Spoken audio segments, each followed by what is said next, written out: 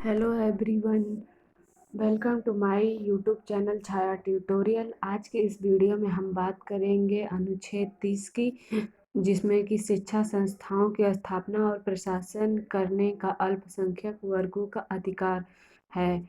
तो जैसा कि कल हमने बात किया था अनुच्छेद 29 का, जिसमें था अल्पसंख्यकों को अपनी भाषा, लिपि व संस्कृति को बनाए रखने का अधिकार।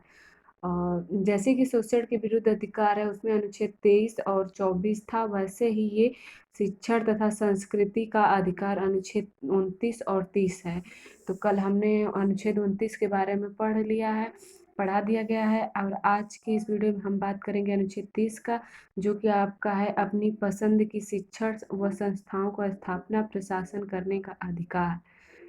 मतलब right to minorities to establish and administer educational institution, इसको कहते हैं।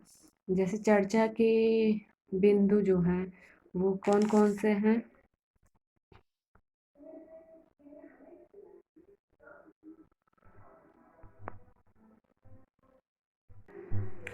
जैसे चर्चों के बिंदु में कौन कौन से पॉइंट्स ऑफ डिस्कशन आज कौन कौन से करेंगे। जैसे अनुच्छेद 30 के मूल प्रावधानों की व्याख्या होगी, और इसमें अल्पसंख्यक शैक्षिक संस्थाएं क्या है ये बताया जाएगा। अल्पसंख्यक शैक्षिक संस्थाओं का प्रबंधन और कैसे होता है।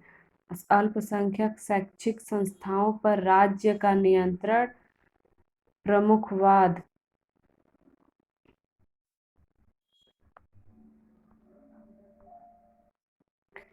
जैसे भारतीय संविधान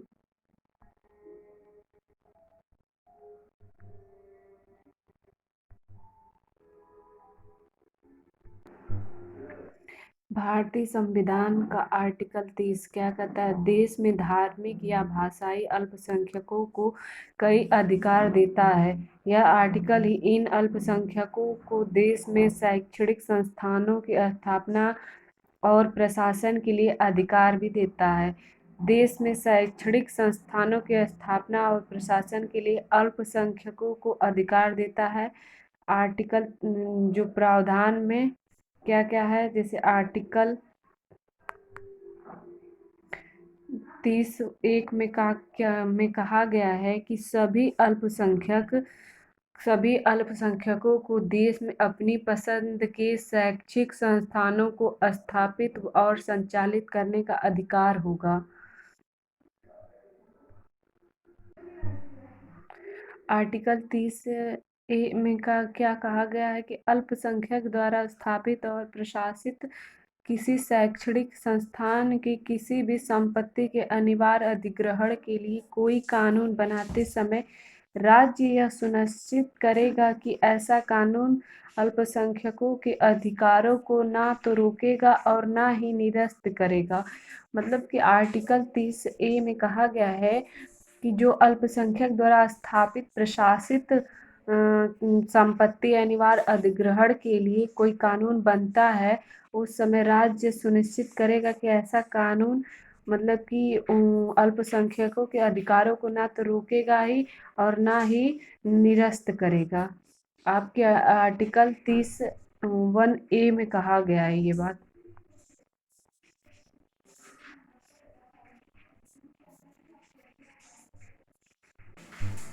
अनुच्छेद 30 में क्या कहा गया है कि धर्म या भाषा पर आधारित सभी अल्पसंख्यक वर्गों को अपनी रुचि की शिक्षा संस्थाओं की स्थापना और प्रशासन करने का अधिकार होगा। मतलब कि जो धर्म या कोई भाषा हो, जैसे कि कोई भी धर्म या कोई भी भाषा या लैंग्वेज आधारित अल्पसंख्यक जो होंगे, जो कम मतलब कि वर्ग के होंगे, जैसे कि कहीं यादव जाति ज़्यादा होते हैं तो वहाँ पे मान लीजिए मुस्लिम जाति कम है तो वो अल्पसंख्यक वर्ग में आएंगे मुस्लिम जाति। तो वह जो है अपनी रुचि की शिक्षा और मतलब रुचि की शिक्षा संस्थाओं की स्थापना प्रशासन का अधिकार उनको होगा। ये आपके अनुच्छेद 30(a) में कहा गया है। वन में। जैसे no citizen shall be denied admission into any educational institution maintained by the state और receiving aid out of state funds on ground only of religion race caste language और एनी ऑफ देम। मतलब धर्म भाषा आधारित सभी अल्पसंख्यकों को अपनी रुचि की शिक्षा संस्थाओं की स्थापना करने का अधिकार है। ये हमारे अनुच्छेद आर्टिकल 30 फर्स्ट में कहा गया है।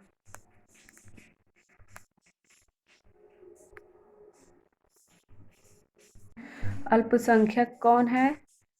तो आपके अल्पसंख्यक जैसे टीएमए पे फाउंडेशन 2002 में तथा पीए इनामदारी 2005 मामले में सर्वोच्च न्यायालय ने यह निर्धारित किया है कि मतलब आधार केवल धर्म और भाषा लिपि सहित मतलब कि अल्पसंख्यकों का निर्धारण राज्य के अनुसार किया जाएगा, क्योंकि भारत में राज्यों का निर्माण भाषाई आधार पर हुआ है, जिनके अनुसार प्रत्येक राज्य में अल्पसंख्यक समुदाय अलग हो सकता है, जहां उसकी संख्या 50% से कम होगी।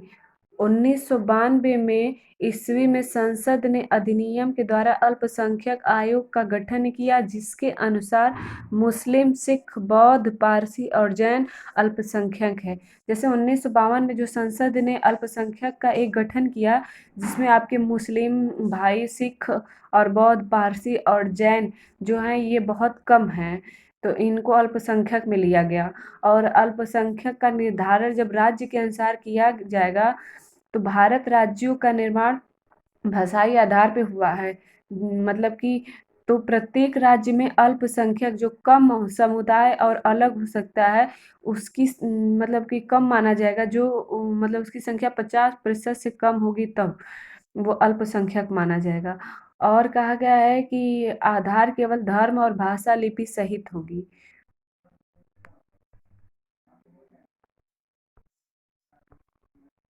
जैसे अल्पसंख्यकों का निर्धारण अभी भी राजनीतिक बहस का मुद्दा है। जैसे कि जम्मू कश्मीर राजनीतिक बहस का मुद्दा है। जम्मू कश्मीर, पंजाब, लक्षद्वीप, नागालैंड, मिजोरम, मेघालय, मणिपुर में हिंदुओं की अल्पसंख्यक का दर्जा दिए जाने की मांग की जा रही है। सर्वोच्च न्यायालय में याचिका लंबित। और जम्मू कश्मीर में अल्पसंख्यक कौन है?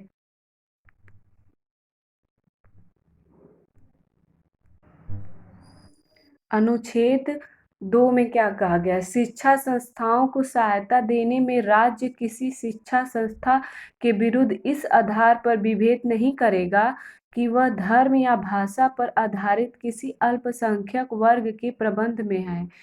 तो आप जैसे कि आर्टिकल 30 में ये बोला गया है कि all minorities whether based on religion or language shall have the rights to establish and administer educational institution of their choice।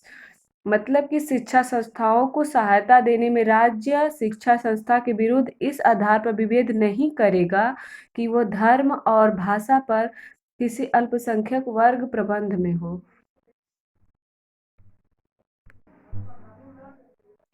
Article 30(2) में कहा गया है कि राज्य सरकार अल्पसंख्यक द्वारा शासित किसी भी शैक्षणिक संस्थान को आर्थिक सहायता देने के मामले में भेदभाव नहीं करेगी। और आर्टिकल मतलब कि जो राज्य सरकार है, जो कम जाति के लोग मतलब कम हैं, अल्पसंख्यक मतलब बहुत कम संख्या में हैं, तो राज्य द्वारा शासित वो शैक्षणिक संस्थान में उनको आर्थिक सहायता देने के मामले में भेदभाव नहीं करेगा, सबको एक बराबर वो देगा सहायता। और आर्टिकल 30 के तहत दी गई सुरक्षा केवल अल्पसंख्यकों तक सीमित है और इसे देश के सभी नागरिकों तक विस्तारित नहीं किया जाएगा। जो आर्टिकल 30 के तहत दी गई है सुरक्षा, वो केवल अल्पसंख्यकों के लिए ही है। और ये देश के नागरिकों मतलब कि जो सीमित है उसे देश के सभी नागरिकों तक विस्तारित नहीं किया जाएगा। ये बस अल्पसंख्यकों के लिए आर्टिकल 30 है, ना कि सभी नागरिकों के लिए।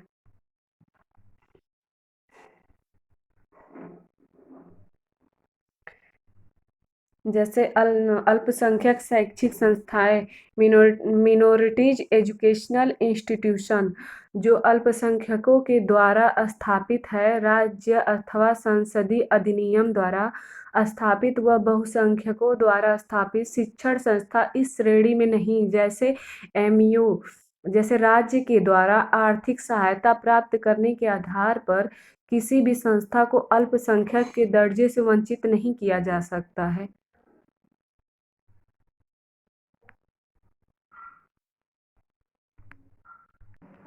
जैसे आर्टिकल 30 अल्पसंख्यक समुदाय को यह अधिकार देता है कि वे अपने बच्चों को अपनी ही भाषा में शिक्षा प्रदान करा सकते हैं। इसका मतलब है कि मुसलमान समुदाय चाहे तो अपने बच्चों को उर्दू और ईसाई चाहे तो अपने बच्चों को अंग्रेजी माध्यम से पढ़ा सकते हैं। आर्टिकल 30 में ये कहा गया है कि जो जो समुदाय के लोग कम हैं उनका अधिकार, मतलब कि उनको अधिकार मिला है समुदाय की तरफ से कि वह अपने बच्चों को अपनी मातृभाषा में पढ़ा सकते हैं और वो अपनी भाषा उन्हें प्रदान कर सकते हैं, उनका अधिकार ये है।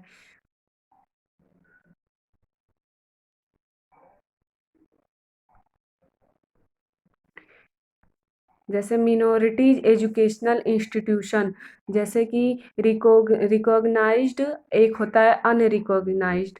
तो जिसमें ये आपका पहला है, ये आपका दूसरा है। तो पहले में आपका स्कूल आएगा, कॉलेज आएगा। तो जो एडेड, एक अनएडेड है। कॉलेज में एक एडेड होंगे, एक अनएडेड है। और अनरिकॉग्नाइज्ड मतलब कि मदरसा इसमें आएगा।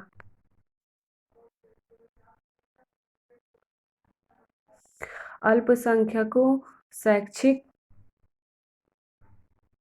अल्पसंख्यक शैक्षिक संस्थाओं का प्रबंधन, management of minority educational institution. जैसे फीस का निर्धारण, डिटर्मिनेशन ऑफ फीस, अध्यापकों व कर्मचारियों की नियुक्ति। जैसे appointment of teacher and staff. जैसे गैर अल्पसंख्यकों के प्रवेश की मात्रा का निर्धारण, determination of the amount of entry of non minorities. जैसे फीस का निर्धारण है, अध्यापक और कर्मचारियों की नियुक्ति है, ये सब आपके अल्पसंख्यक शैक्षिक संस्थाओं का प्रबंधन होगा, उसके अंतर्गत आएगा। जैसे गैर अल्पसंख्यकों की प्रवेश की मात्रा का निर्धारण भी ये इसके अंतर्गत आएगा, आपके अनुच्छेद 30 के। जैसे कि अल्पसंख्यक शैक्षिक संस्थाओं पर राज्य का नियंत्रण, state control over minorities educational institution. जैसे पहला, संस्थाएं व्यावसायिक संस्थाओं की भांति कार्य नहीं कर सकती, अर्थात डोनेशन नहीं ले सकती है। और दूसरा, अकादमिक सत्र व शैक्षिक योग्यता के संदर्भ में राज्य का निर्देश बाध्यकारी। तीसरा, प्रवेश का तरीका पारदर्शी। जैसे यह 3 प्रकार के अल्पसंख्यक शिक्षण संस्थान है। ए में सरकार से मान्यता लेने के साथ साथ आर्थिक सहायता की मांग करने वाले संस्थान। बी में क्या कहा गया है, ऐसी संस्थाएं जो राज्य से केवल मान्यता की मांग कर सकती है और आर्थिक सहायता नहीं। और सी में कहा गया है, ऐसी संस्थाएं जो न तो राज्य से मान्यता और न ही आर्थिक सहायता की मांग करते हैं। तो जैसा कि ए और बी प्रकार की संस्था सरकारों द्वारा बनाए गए नियमों का पालन करने के लिए बाध्य है।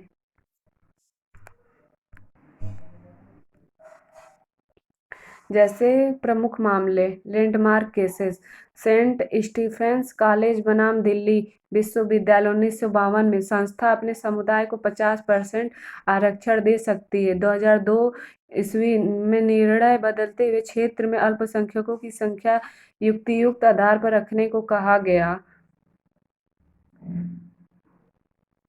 जैसे कि टीएमए पे फाउंडेशन बनाम कर्नाटक राज्य 2002, प्रोफेशनल एजुकेशन देने वाली संस्थाओं को भी अनुच्छेद 30 के तहत संरक्षण प्राप्त है। शिक्षा संस्थाओं को स्थापित करने का अधिकार प्रत्येक नागरिकों को अनुच्छेद 19(a)(6) में कहा गया है। अनुच्छेद 29 और 30 में अल्पसंख्यकों के लिए ये नियम शैक्षणिक मानकों, पाठ्यक्रम, शिक्षण कर्मचारियों के रोजगार, अनुशासन और स्वच्छता आदि से संबंधित है।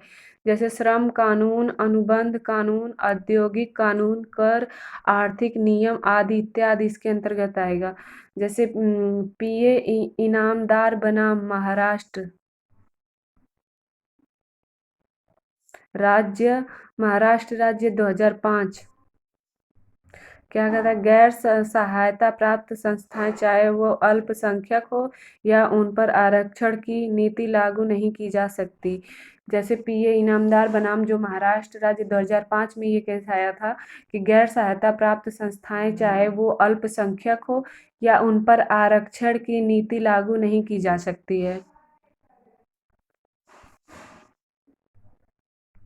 जैसे अलीगढ़ यूनिवर्सिटी मामला 1967 में अजीज बासा केस में संविधान पीठ ने कहा था कि एमयू को केंद्र सरकार बनाया था, न कि मुस्लिम ने।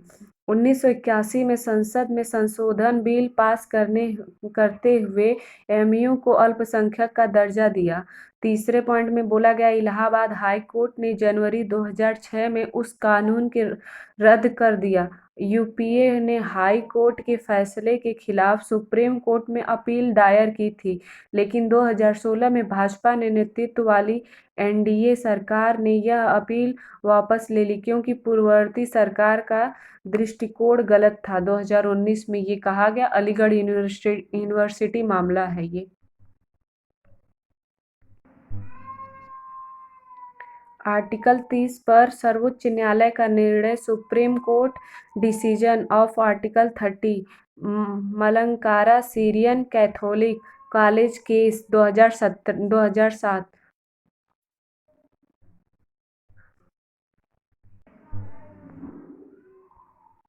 जैसे आपका अनुच्छेद 30 में ये शिक्षा संस्थाओं की स्थापना और प्रशासन करने का अल्पसंख्यक वर्गों का अधिकार। तो आपका मतलब ये कह सकते हैं कि धर्म या भाषा पर आधारित प्रत्येक अल्पसंख्यक को अपनी रुचि की शिक्षण संस्था को स्थापित करने तथा प्रशासन करने का अधिकार है, जिसमें दो बात बोली गई है। जैसे दो अल्पसंख्यक भाषा व धर्म के आधार पर यदि कोई अल्पसंख्यक शिक्षण संस्था है तो अल्पसंख्यक जैसे वह अन्य वर्गों का अनुपात 60:40 है। तो ये आपके अनुच्छेद 30 में कहा गया है। तो आपका यह लेक्चर आज का समाप्त किया जाता है। अब कल आपको नेक्स्ट लेक्चर दिया जाएगा जिसमें आपको संपत्ति का अधिकार पढ़ाया जाएगा, जो कि आपका 31 है। तो कल के लेक्चर में अब आज का ये लेक्चर समाप्त होता है। Thank you friend.